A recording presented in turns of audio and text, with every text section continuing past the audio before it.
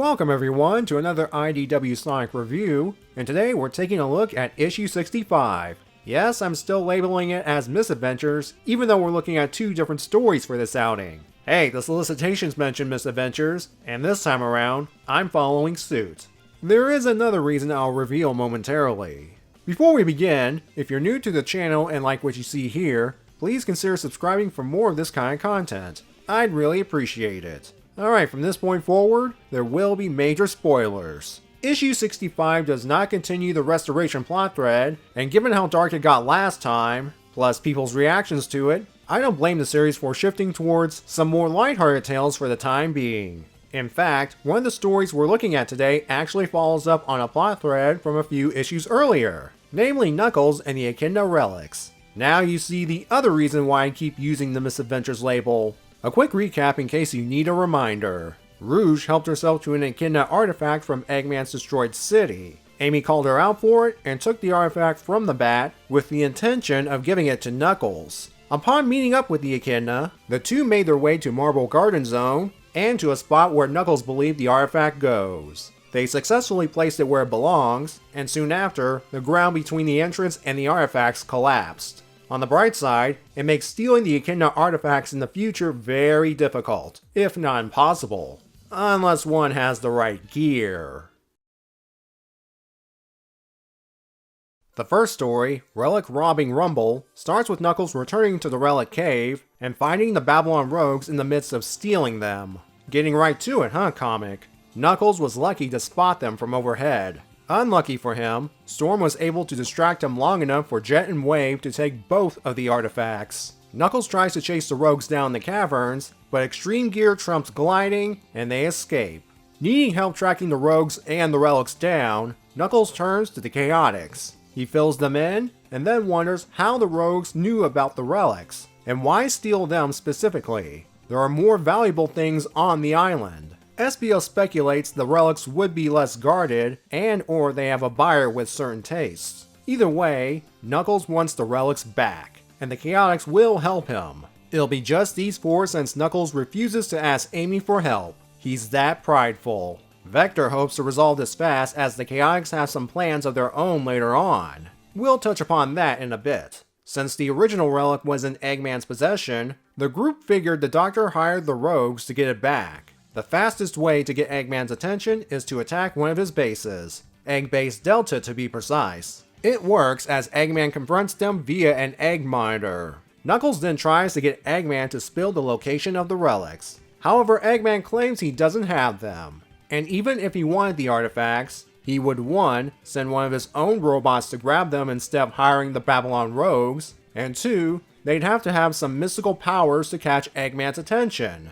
And in the latter's case, they do not. Knuckles wants them back for their historical and sentimental value. In other words, Eggman does indeed not have the relics, and Knuckles and the Chaotix leave having wasted everyone's time. Later, at an outdoor cafe, Vector and Knuckles discuss other possible suspects. Vector brings up Clutch the Possum, and the previous time the Chaotix encountered him. They haven't heard a peep from him since then. I guess they're not aware of Clean Sweep Inc. And if he is after artifacts, then he'd be keeping his operations on the down low. Who's not on the down low are Charmy and SBO. They arrive with a possible lead to the Babylon Rogues and the artifacts. The source? It's just gossip from some shady individuals. Isn't that convenient? Knuckles, though, will take advantage of any intel if it means getting the relics back. That night, the rogues are at some docks waiting for their buyer, and Storm can't help himself with using the relics as toys. Part 1 of the story ends with Knuckles and the Chaotix in the shadows about to make their move. Let's hope it'll be fast for the Chaotix, or rather Vector's sake, because those plans they've got later on, it's a dinner date with the Rabbit family. This brings us to story 2, Dinner at Cream's. We see the Rabbit family preparing the titular dinner when they run into a snag. They've run out of butter for vanilla sauce. They did have plenty until a certain brown Chao decided to help itself to the stuff. Shame on you, Chocola. Vanilla heads out to get some more butter, and tells Cream to mind the stove and the roast until she returns. That may seem simple, but what Vanilla didn't count on is some trespassers hidden in the nearby bushes. Rough and tumble to be precise. They've apparently fallen on hard times. Seems Clutch gave them the boot after losing all of his batting parts back in issue 48, and now they have to resort to petty thievery to get by. They think they've scored a decent target with Vanilla's house. However, they're going to make some mistakes. The first one is, they assume Vanilla lives by herself. Speaking of the other occupants, Cream's really focused on making sure she can complete her task as perfectly as possible. Gemerald chimes in saying that Cream's got this under control. She's already handled herself well throughout a number of past adventures. Cream asks Gemerald to set up the dining room, and as he enters, he spots Rough and Tumble looting the place. That's when the Skunk Brothers make their second mistake. They assume Gemerald's some butler robot they can easily destroy. While technically Gemerald does serve as a kind of butler for the Rabbit family, he's also a reformed killer robot that will protect the family from any threats. Just ask Xena of the Deadly Six. Cream wonders what's going on in the dining room, and rather than checking it out herself and risk letting things burn, she sends Chocola instead. The child spots Gemerald fighting the Skunk Brothers and quickly heads back to Cream. The noise from the kitchen leads to the Skunk Brothers figuring out that there's another person inside, one that they can use as a hostage. That's when they make their third mistake. I'm not talking about Gemerald preparing to really let them have it. No, when Cream spots the approaching Ruff, her panicking causes her to knock the pans off the stove. This causes a chain reaction which results in a kitchen fire. And this is where part 1 of story 2 ends, along with the issue. You obviously saw the connection between the two stories. The Chaotix having a dinner date planned with the Rabbit family, and things going wrong on both ends. The Chaotix are too involved in a case that's taking longer than expected, and they might not make it in time. Even if they did, the dinner itself's in jeopardy due to home intruders and a kitchen fire. Keep in mind, these are only part 1s of the stories, so we don't know how they'll end at the moment. But if I were to make a prediction on how it will go, it could either be the dinner goes on despite the chaos involved, or both sides will tell each other they'll have to make a rain check. We'll see.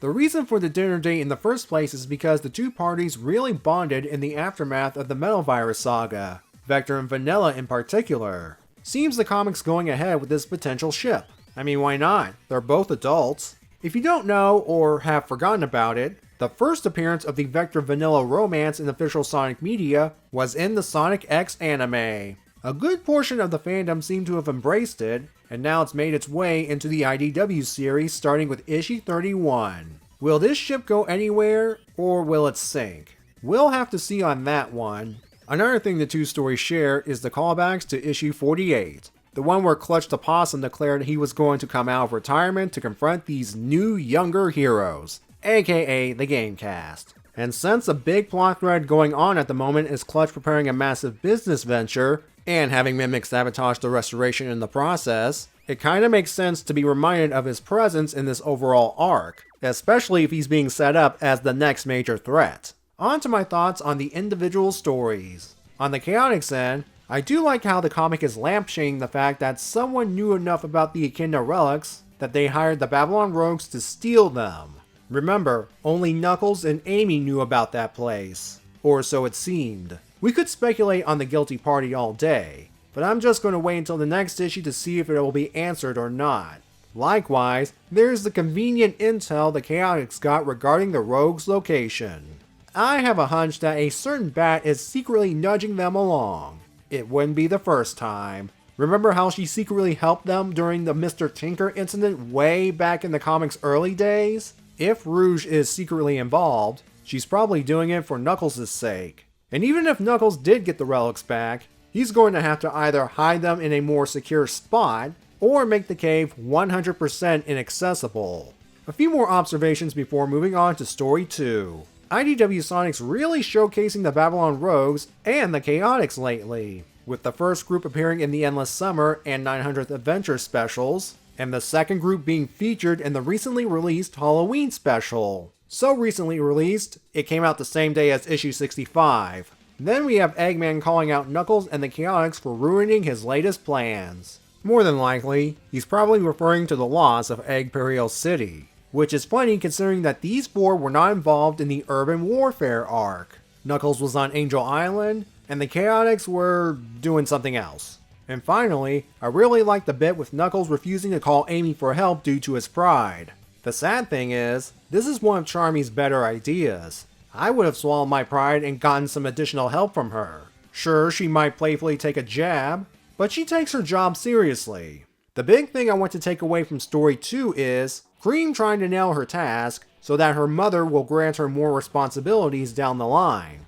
That's a relatable thing with children growing up in their families. Although most children wouldn't have things like fighting a giant robot or stopping a deadly plague as part of their experience.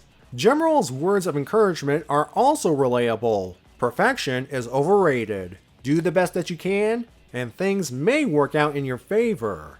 Things aren't looking favorably right now thanks to Rough and Tumble. One observation I would like to point out before I conclude this review is Vanilla being surrounded by birds. It's a nice nod to her appearance in Sonic Advance 2. No matter if she's kidnapped, falling from the sky, or reuniting with her daughter, birds are always by her side. I have to say, so far, I'm enjoying this relaxed outing compared to the previous 2 issues. Well, their first stories at least. We'll just have to wait and see if things turn out alright for everyone, except for the antagonist of course, in issue 66. I'll give my final thoughts when I get around to reviewing that issue. I'll see you then.